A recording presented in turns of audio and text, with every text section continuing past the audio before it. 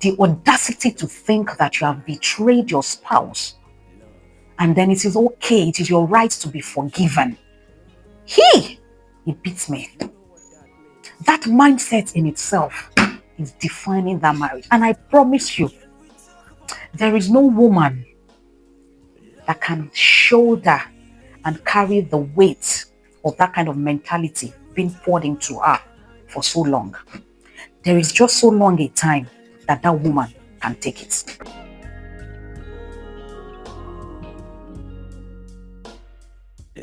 Hi everyone, welcome to today's episode of Life, Love and Relationships. Today we'll be discussing a topic I call defining moment in your marriage.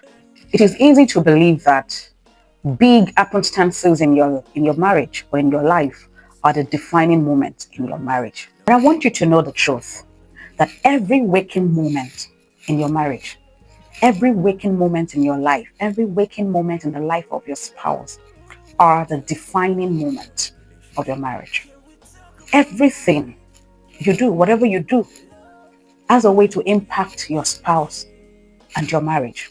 Even when your spouse does something wrong, how you choose to react to what your spouse has done is a defining moment in your marriage. Whether you feel justified to respond in that manner or not, whether you're right, whether you're wrong, whether your spouse is right, whether your spouse is wrong, every single thing you do is a defining moment in your marriage. And it isn't just the things you do when your spouse is there.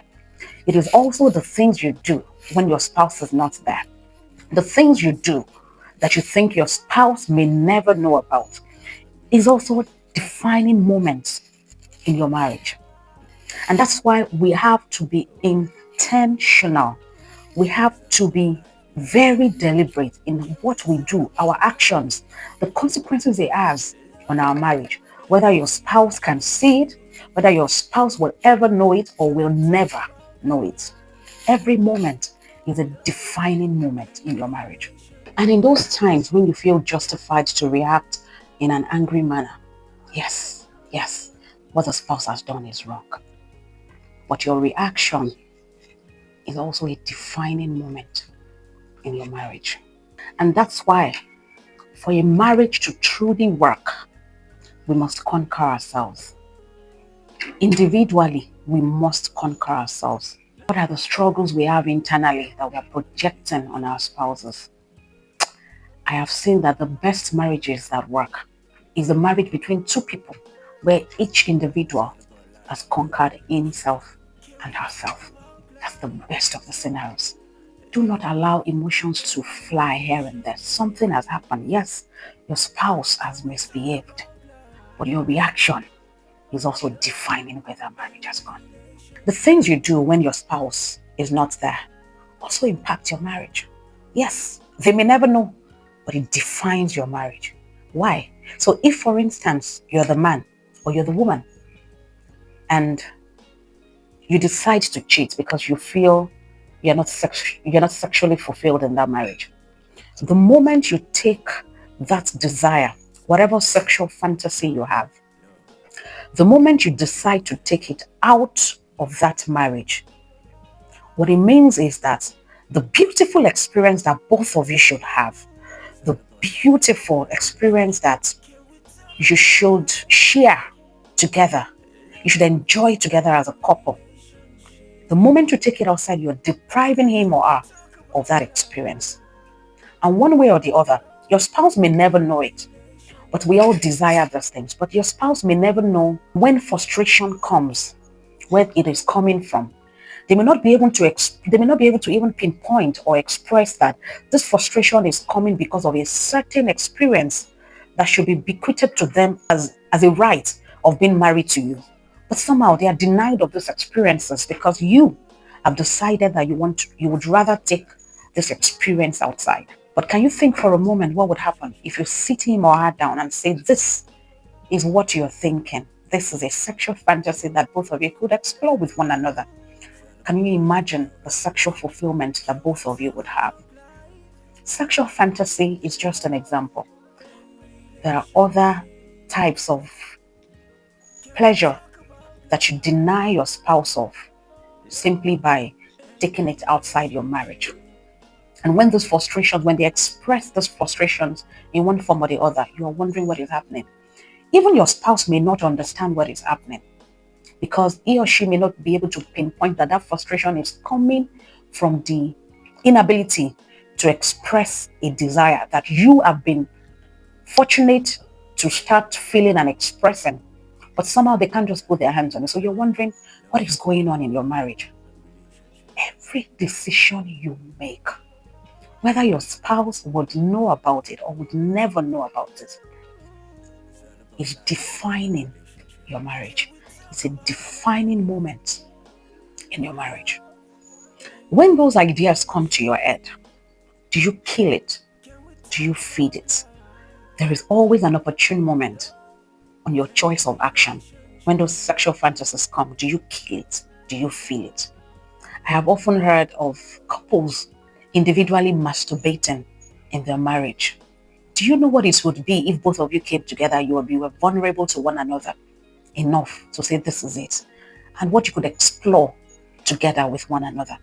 If you choose to kill it, you're defining your marriage. If you choose to feed it, you are defining your marriage. You have an overwhelming desire for something. What do you do about it? I've seen in my years of speaking with couples that most of the marriages that eventually lead to divorce or are eventually problematic, people don't start out, the actions are not calculated to say, oh, I'm going to, they don't think it in their mind that I want to lead my marriage to a place of divorce, or I want to lead my marriage to a point where we eventually get divorced. They honestly do these things thinking that they can get away with whatever shenanigans they're doing and it would never impact their marriage. Nobody begins a marriage and actually think in his mind or in her mind that, oh, this marriage is leading to divorce. But whether we like it or not, our actions, our everyday action is defining the destination of that marriage.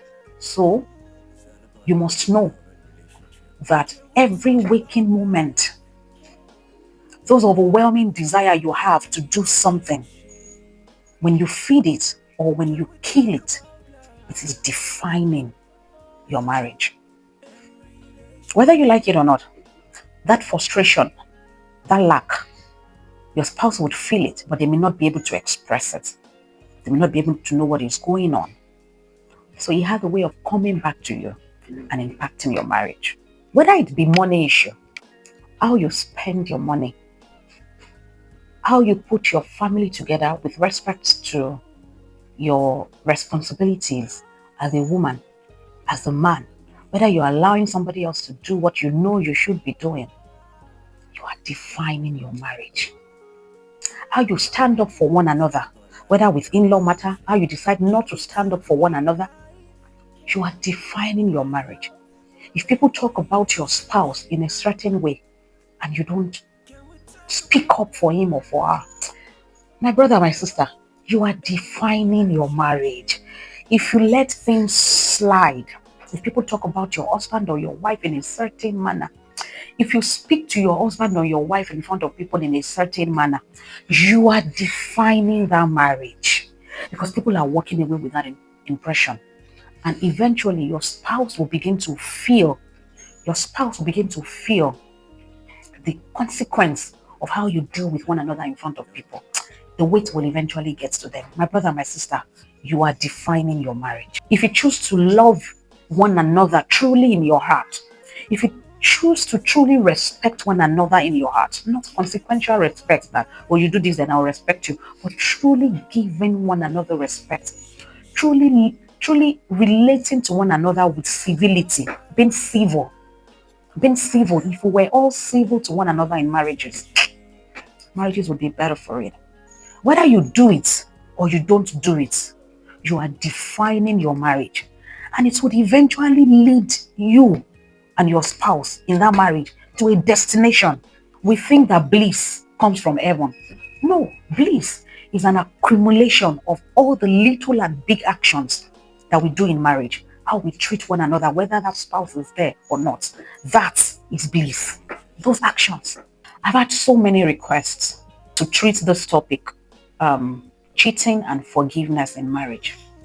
And sometimes when I listen to those requests, it's a pain in my heart because sometimes what I'm hearing is some people think that it is their right to be forgiven when they cheat. That in itself is defining the marriage. The audacity to think that you have betrayed your spouse and then it is okay, it is your right to be forgiven. It beats me. That mindset in itself is defining that marriage. And I promise you, there is no woman that can shoulder and carry the weight of that kind of mentality being poured into her for so long. There is just so long a time that that woman can take it. That is the truth. So when you win yourself, like I said earlier, when you win yourself, conquer yourself, conquer your emotions, conquer those overwhelming desires that you have, your marriage would be better for it. You would be defining your marriage. Whether it is a man that cheated, whether it is a woman that cheated, what you would find is that the other partner that they cheated on is not sexually satisfied as well. Don't you think it is wisdom to find a way to comfortably express this overwhelming desire so that both of you can have this pleasure together? Because when you don't, your spouse too has this lack, and that lack, I promise you, will find expression. It would find expression in that person. It might be in a way of frustration that would eventually impact you. So my brother, my sister, you have defined your marriage. And this frustration, they may not even be able to put it into words because they don't know what is even going on.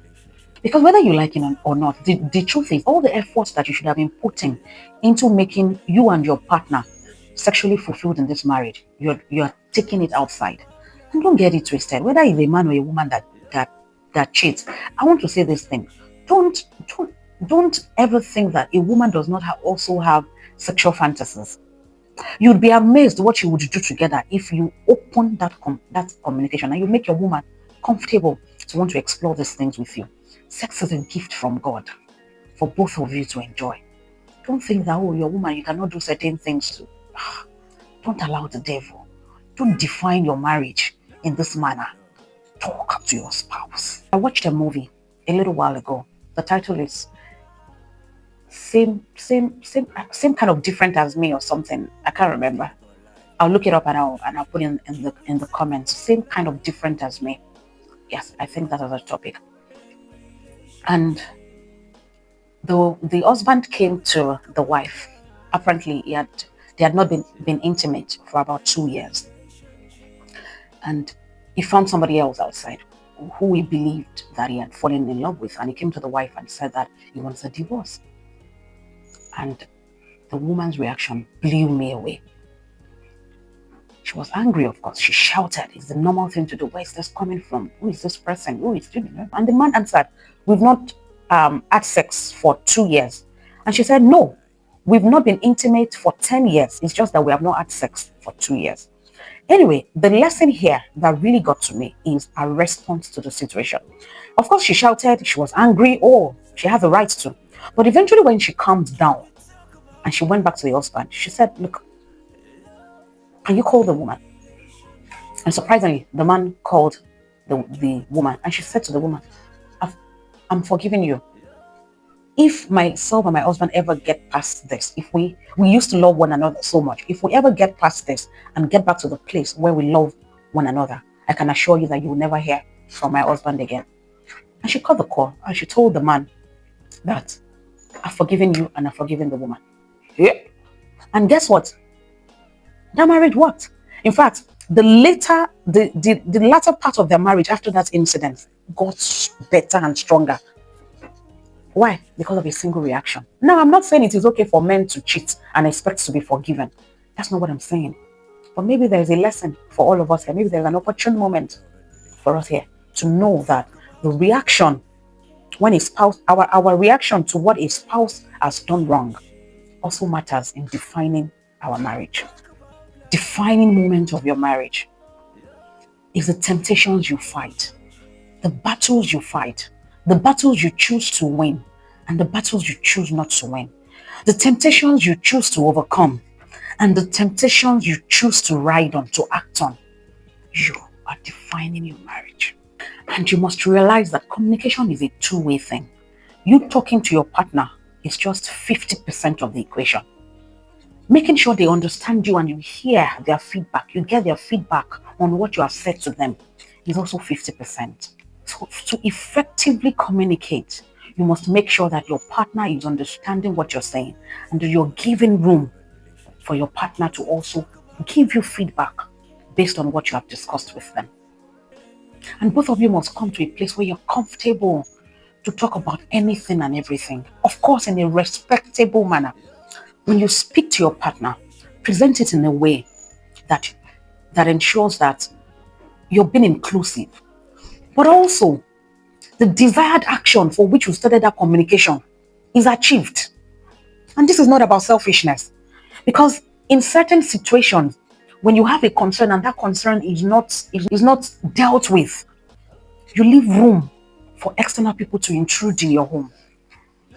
So we need wisdom to balance these things. You desire something, you want something, but you're communicating it with your partner. Your partner is not forthcoming in the way that you want. Oh, by all means, hear your partner. Oh, hear them well. But also speak in a manner such that your partner eventually understands you and is comfortable and willing to also act on that which is a concern to you. Because if you don't, both of you are defining your marriage. You are already telling one another where the destination of that marriage is going. And when you hear of marriages that ended, you must appreciate the fact that it is an opportunity for you to take learnings. The day that marriage ended is not the day they were handed over their divorce papers. No. The day that marriage ended started from the day where each of them started making choices, decided to overcome their temptation or to act on their temptation. That is the day that marriage ended. The day that marriage ended was the day they acted on the temptation to be rude or to say their mind, to give a piece of their mind to their spouse, to continually disrespect their spouse, whether it is the woman, whether it is the man. The day that marriage ended is the day that they started talking ill about one another to people, to their in-laws. The day that marriage ended is the day they started allowing third party in their home. That marriage ended with every decision they were taking, not just with the divorce papers. That divorce already happened with the actions both of them take or did not take. Very few people get married with the intention that, oh, this marriage is leading to a divorce. However, what we don't take into cognizance is the underlying issue of taking one another for granted. I've done this, so I must be forgiven. Oh, it was a mistake, so I should be forgiven. No. Never get to that point where you take each other for granted, where you take your spouse for granted. Never get to the point where you even take yourself for granted in that marriage. Because both of them, both ways, it flows both ways and they both have consequences. Taking your spouse for granted and taking yourself or your actions in your marriage as well for granted. They both have their consequences. Your husband asked you not to do something, you did it. Your wife asked you to do something, you did not do it. It flows both ways, though. It is vice versa. As it is for the man, so it is for the woman. You are defining your marriage. People don't set out and say that they want a broken home. Maybe yes, there might be a few people who just feel that, okay, if divorce happens, it's okay. But very few people. But in most cases, there's something we call resultant effect. The offender, in most cases, hardly sets out to say, oh, I want a divorce. It's just that they think that they can offend and get away with it. They would be forgiven. But the resultant effect is that the offendee may decide that, no, I cannot live with this, so go your way. That's where divorce happens most cases. Resultant effect of actions that were taken or not taken. The offendee just gets to the point where they know that, I can't take it anymore. Men do it and get away with it. Oh, women do it and get away with it. You may not get away with it in your own marriage. Every moment is a defining moment in your marriage. I hope today I have served you well. Remember, all that has been said, whatever you do, your action, your spoken words, how you treat one another is a defining marriage, is a defining moment, or rather, our defining moment in your marriage. With all my love, it's been a pleasure serving you. See you next week. Talk about love and relationship.